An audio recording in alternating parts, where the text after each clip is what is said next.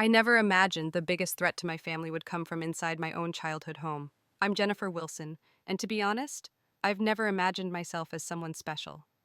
My husband David jokes that our lives aren't exactly Instagram worthy, but I wouldn't trade our quiet Sunday afternoons playing catch with our son Jack for anything. You see, we live in this cozy little home, nothing fancy, but it's ours. It's the kind of house that always smells faintly of fresh coffee and baked bread, thanks to David's newfound passion for cooking. Jack, who just turned 6, spends most of his free time drawing superheroes or chasing our dog Bailey around the backyard. But my childhood home? Completely different story. My parents, Charles and Helen, still live in the same Victorian mansion on Maple Avenue. It's beautiful, sure, an elegant relic built almost a century ago. Marble floors, crystal chandeliers, the whole 9 yards. Yet despite its beauty, stepping into that house always makes me feel strangely unsettled, as if the air inside is just slightly too cold, no matter how high the heat is turned up. See, my parents are what you'd call pillars of society. Dad, a retired investment banker, and Mom, a local socialite, have always cared deeply about their image and status. Every Sunday dinner at their house feels less like a family gathering and more like attending a carefully choreographed performance, one where everyone plays their role perfectly. I used to think that was normal. I mean, isn't every family a little complicated? But lately, something changed, especially with Jack. He used to be excited about visiting Grandma and Grandpa's house, curious about the old paintings, chandeliers, and the mysterious locked rooms he always hoped to explore. But recently, he started asking heartbreaking questions like, "Mommy, do we really have to go?" Or, "Does Grandma even like me?" Each question twists my heart a bit tighter. Something is clearly wrong, though I haven't yet figured out exactly what. One chilly afternoon, just days before Christmas, as I watched snow softly cover the streets outside our window, Jack brought home a drawing from school. Proudly, he showed it to me, his bright eyes wide with excitement. "Look, Mommy, I drew our family!" But the drawing included only 3 smiling figures, me, David, and Jack himself. Curious, I asked, "Honey, what about Grandpa and Grandma?" Jack hesitated, biting his lower lip, before whispering something that instantly unsettled me. "I didn't want them in it, Mommy. Grandma said our family isn't like hers." At that moment, I felt a chill run down my spine, colder than any winter day in Greenwich. That innocent sentence from my 6-year-old was my first clue that something wasn't just off. It was seriously wrong.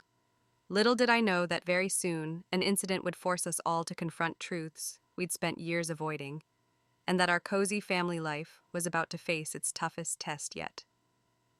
It was Christmas Day when everything changed.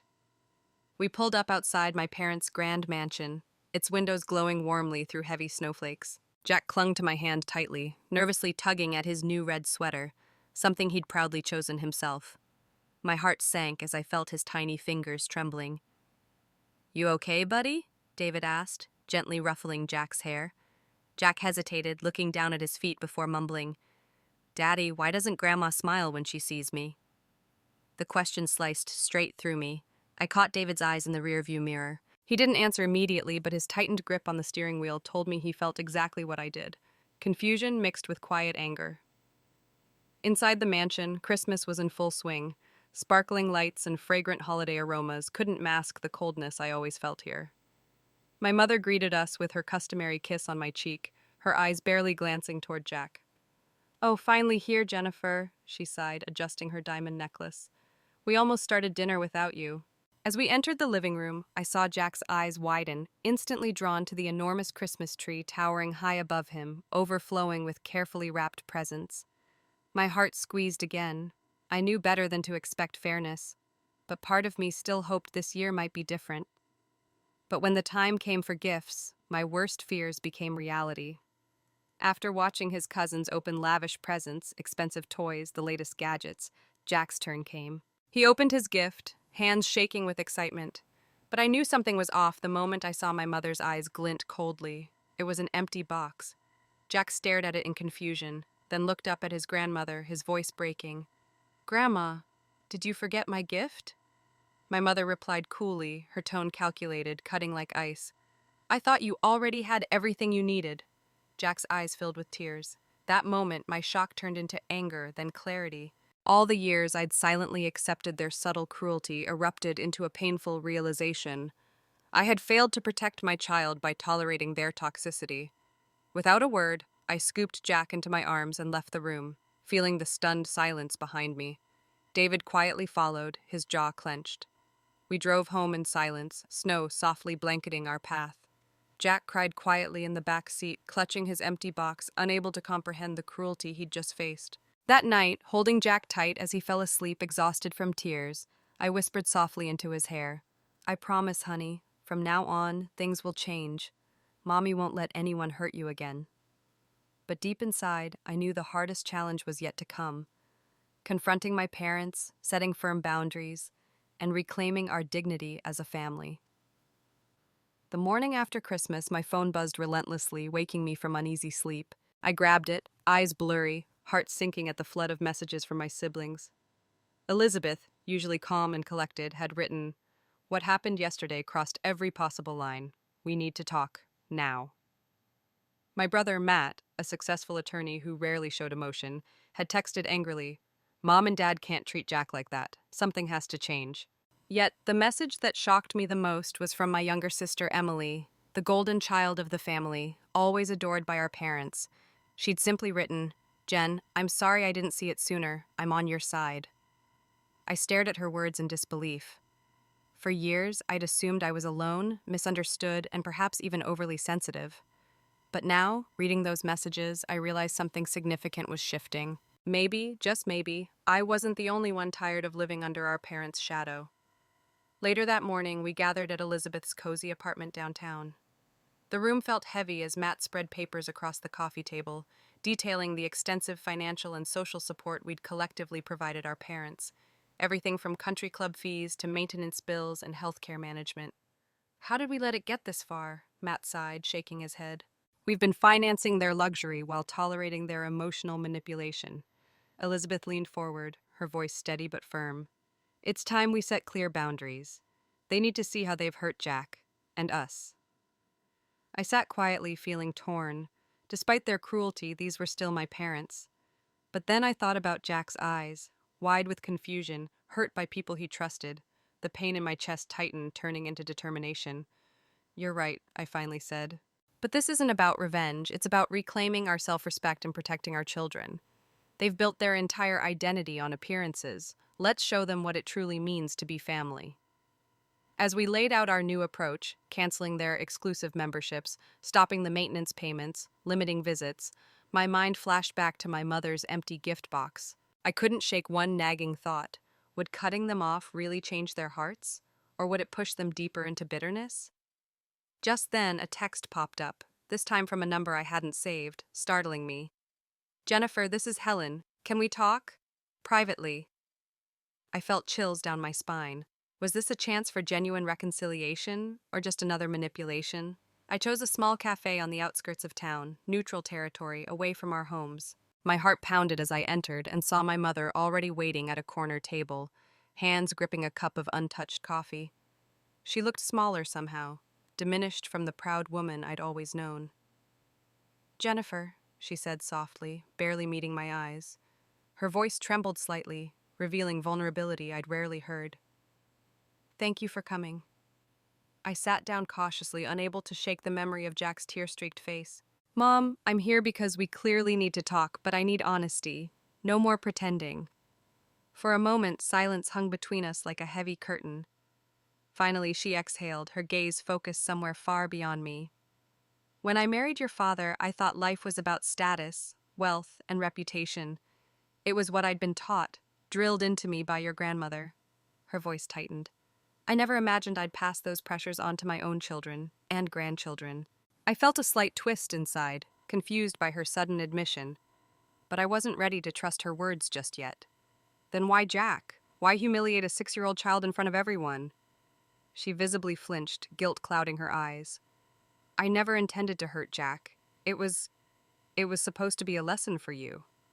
I stared at her, stunned. "A lesson? What lesson could possibly justify that?" She looked away, ashamed. "I wanted you to understand the consequences of choosing a life different from ours. I wanted you to come back, to return to who you used to be." I sat frozen, absorbing the painful truth. My mother wasn't just cold, she was desperately afraid of losing control. It wasn't Jack she'd targeted, it was me. She saw my happiness in our simple life as a threat to her carefully constructed world. You thought punishing my child would somehow bring me closer? I whispered, the words bitter in my throat. Her voice broke, genuine regret finally surfacing. Jennifer, I see now how wrong I was. I thought love meant shaping you into who I believed you needed to be, but I've lost sight of what love really is. I don't expect forgiveness, I only ask you to understand. I am the product of a cycle I never realized I was trapped in. My anger softened slightly, replaced by a profound sadness. For the first time, I truly saw my mother clearly. She wasn't the villain I'd created in my mind, just another wounded person repeating the patterns she'd never been brave enough to confront. Yet forgiveness wasn't immediate or easy. I took a deep breath, looking directly into her eyes. Mom, I understand your pain, but understanding isn't acceptance. I need to protect my family, and Jack, first. She nodded slowly, resignation clear on her face. What happens next? We take a step back, I replied firmly. You need to figure out who you are without all this. I gestured vaguely, referring to the superficial life she'd lived. And I need to rebuild my trust in you if that's even possible. She reached across the table, tentatively touching my hand, tears finally falling. I'll try, Jennifer, for you and for Jack. I squeezed her hand softly, feeling hope flicker within the cautious walls of my heart. But even as we stood to leave, uncertainty lingered, knowing that the hardest part, healing our family, still lay ahead. After that tense conversation, weeks passed without contact from my parents. I settled into an uneasy new routine, feeling cautiously optimistic, until the evening Emily called me, sounding unusually distressed. Jen, she said, her voice tight, have you talked to Mom lately? My stomach twisted instinctively. Not since the cafe. Why? Emily hesitated.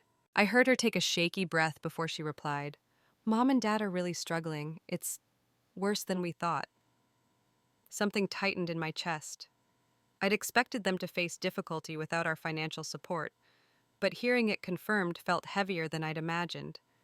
Yet, I reminded myself why I'd set these boundaries. Jack deserved protection, above all else. Emily continued gently.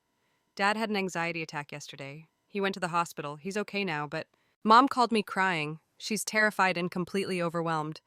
I think they finally realize how much they've lost. Us, their grandchildren, the life they built. I sank onto the sofa, processing her words.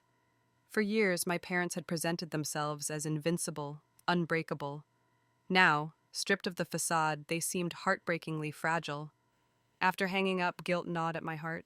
Had we pushed them too far? Or was this simply the painful but necessary price of genuine change? That night, sleep escaped me. Around midnight, I stood silently in Jack's bedroom doorway, watching him sleep peacefully, his small hand clutching the same red sweater he'd offered his grandmother. The sight both comforted and saddened me deeply. But as I stood there, lost in thought, my phone buzzed again. I expected another call from Emily, but instead a text from my father appeared. Jennifer, your mother won't tell you this, but we're losing the house. Everything we built is collapsing. We have nowhere else to go. I'm not asking for money. I'm just asking for your help. My knees felt weak, the reality hitting hard. The proud man who never admitted weakness had just openly reached out to me for help. I sat at the kitchen table, reading and rereading his message, feeling torn between compassion and caution. David appeared quietly behind me, gently placing a hand on my shoulder. What happened? He asked softly. It's Dad, I whispered. They've lost almost everything. David pulled up a chair, watching me carefully. So what now? I shook my head slowly, unsure. I want to help, but if I rush in to save them, do they really learn anything? Or do we just go back to the way things were? David squeezed my hand reassuringly. Maybe there's another way, helping them rebuild without rescuing them entirely. Show them how to survive this, but on your terms this time. I exhaled deeply, feeling a glimmer of clarity. Perhaps the solution wasn't choosing between compassion and boundaries, but finding a balance between both. Yet deep down, a fear remained. Could people truly change, or was I about to risk opening our family to another cycle of hurt? Only one thing felt certain in that uncertain moment. I had to decide carefully, knowing whatever choice I made would shape our family's future forever. 2 days later, under a gray February sky, my parents stood on our doorstep again. This time, their presence didn't carry arrogance or bitterness, just quiet exhaustion. My father's hands trembled slightly as he hugged me, something he'd rarely done before. My mother stood behind him, her head lowered in unspoken humility. I welcomed them into our simple living room. Jack was upstairs, busy with homework. David silently prepared coffee, watching me carefully as if bracing for another emotional storm. Jennifer, my father began softly, eyes reflecting pain and sincerity I'd never witnessed before. We have no right to expect anything from you after what we've done, but we've lost everything: our friends, our reputation, and now our home. I looked closely at them, sensing their sincerity but wary of falling back into old patterns.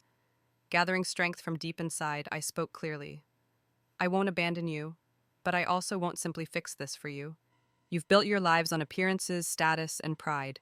That ends here. If you're going to be part of our lives, it has to be different. My mother's eyes flashed briefly, old pride battling with newfound humility. She opened her mouth as if to protest, but surprisingly stopped herself. My father spoke first, gently holding her hand. We understand, he said softly. We're ready to do whatever it takes. Taking a deep breath, I presented a proposal I'd thought over carefully. You can stay temporarily with us, but there are clear conditions. No judgment, no manipulation, and most importantly, you must respect Jack and our way of life. My mother raised her eyes to meet mine for the first time. Something in her expression shifted. Relief mixed with fear, pride battling regret. She finally spoke, her voice shaky yet sincere. We accept. I nodded, feeling cautious relief. Then let's start small. Jack's upstairs, drawing superheroes. Go talk to him, just you two. No expectations, no pretenses, just try being grandparents. As they slowly walked upstairs, uncertainty crept into my chest. David gently touched my shoulder, whispering, You did the right thing. They deserve a second chance, but on your terms. Minutes passed quietly, then suddenly laughter drifted down from Jack's room, a bright, clear sound that melted away the tension. Peering through the slightly open door, I saw something astonishing. My parents sitting cross-legged on the floor, quietly drawing beside Jack, smiling warmly, truly present in the moment. For the first time, hope blossomed inside me. But as quickly as it appeared, doubt whispered again. Could this change really last, or was this just another temporary illusion?